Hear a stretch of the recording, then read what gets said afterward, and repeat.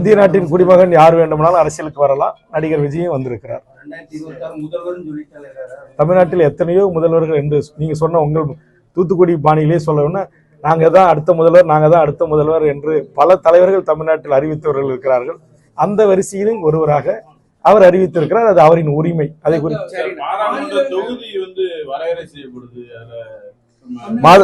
மாண்புமிகு தமிழ்நாடு முதலமைச்சர் அவர்கள் முதலில் இதை வெளியுலகத்திற்கு கொண்டு வருகின்ற வரையில் ஒரு அறிக்கை வெளியிட்டார். இந்திய நாட்டுடைய மறுசீரமைப்பினுடைய அந்த கமிட்டி மறுசீரமைப்பு செய்கின்ற போது தமிழ்நாடு தென் மாநிலங்களில் குறிப்பாக தமிழ்நாட்டில் 39 இன்னைக்கு 31 குறைய வாய்ப்பு இருக்கிறது என்கிற ஒரு புள்ளி விவரத்தை அவர்களுடைய இணையதளத்தில் அவர்கள் போட்டிருக்கிறார்கள். அதைத்தான் மாண்புமிகு தமிழக முதலமைச்சர் அவர்கள் சுட்டிக்காட்டினார். இன்றைக்கு தென் மாநிலங்களிலிருந்து எதிர்ப்பு வந்த பிறகு கோயம்புத்தூருக்கு வருகை தந்த உள்துறை அமைச்சர் அமித்ஷா அவர்கள் கண்டிப்பாக தமிழ்நாட்டில் இருக்கிற நாடாளுமன்ற உறுப்பினர் எண்ணிக்கை குறையாது என்று ஒரு கருத்தை கூறியிருக்கிறார். அது தமிழ்நாட்டிலிருந்து தப்பித்துக் கொள்வதற்கு சொன்னாரா? உண்மையிலேயே ஒரு நாடாளுமன்றம் கட்டும் போது 543 இருக்கைகள் இருக்கணும். ஆனா அவங்க எத்தனை இருக்கைகளோட கட்டினாங்கன்னு உங்களுக்கு தெரியும், ராஜ்யசபா அண்ட் லோக்சபா. ஆக அவருடைய அஜெண்டாவை நிறைவேற்றுவதற்கு எந்த பணிகளை வேணுமாலும் அவர் செய்ய தயாரா இருக்கிறாங்க. ஏற்கனவே இருந்த காஷ்மீரை 2 மாநிலங்களாக பிரிப்பதற்கு பதிலாக 2 யூனியன் பிரதேசங்களாக பிரிக்கிறாங்க. அதுபோன்று பல மாநிலங்களை இன்னைக்கு 2ஆ பிரிக்கிறது. இருக்கிற மக்களால் தேர்ந்தெடுக்கப்பட்ட எம்எல்ஏக்கள் அப்படியே விலைபேசி வாங்கி கூண்டோடு ஆட்சி மாற்றத்தை உருவாக்குறது. அப்புறம் எதிர்கட்சி அரசை விமர்சனம் பண்ணுகின்ற நாடாளுமன்றத்தில் ஓங்கி பேசுகிற நாடாளுமன்ற உறுப்பினர்கள் மீது குற்றச்சாட்டுக்கு உள்ளாக்கி கூனி குறிய வைப்பது, அவருடைய பர்சனல் வாழ்க்கையை தொடர்வது. இந்த மாதிரி வேலைகள் எல்லாம் சிபிஐ இருக்குது, வருமான வரித்துறை இருக்குது, இடி இருக்கிறது என்பதற்காக இன்றைக்கு ஒன்றிய அரசு பூந்து விளையாண்டுகிட்டு இருக்குது. இதையெல்லாம் எதிர்த்து சமரசம் இல்லாம தமிழ்நாட்டில் ஏற்றுக்கொண்ட கொள்கையில லட்சியத்துல தமிழர்கள் நாம் இங்கு ஒற்றுமையா இருக்கிறோம். இங்க எந்த விதத்திலும் மத கலவரம் வந்துவிடக்கூடாது, சாதிய பெரிய மோதல்கள் உருவாகிவிடக்கூடாது என்பதிலே தமிழ் சமூகம் ரொம்ப கவனமா இருக்கு. அப்படி இருந்தும் இன்றைக்கு அங்கொன்று இங்கொன்றுமாக பல சம்பவங்கள் நடைபெறுகிறது. ஆக இதை அரசியலாக்கி இதில் லாபம் அடைவதற்கு பாரதிய ஜனதா திட்டமிடுகிறது, சங் பரிவார கும்பல்கள் திட்டமிடுகிறது.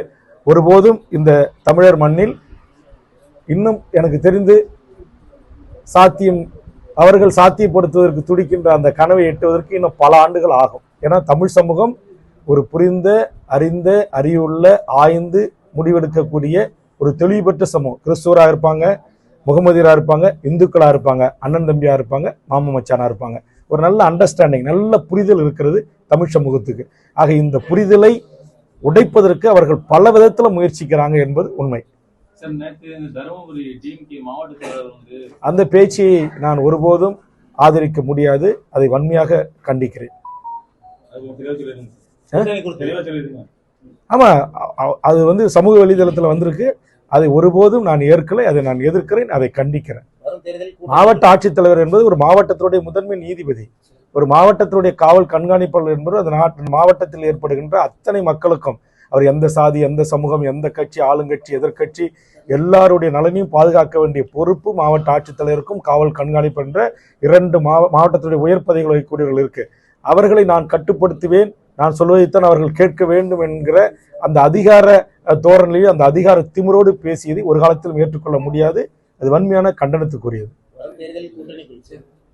நாங்கள் இப்போது திமுக தலைமையிலான இந்த கூட்டணியில் தொடர்கிறோம். பாதகம் செய்பவரை கண்டால் நாம் பயம் கொள்ளலாகாது பாப்பா, மோதி மிதித்து விடு பாப்பா, அவர் முகத்தில் உமிழ்ந்து விடு பாப்பா.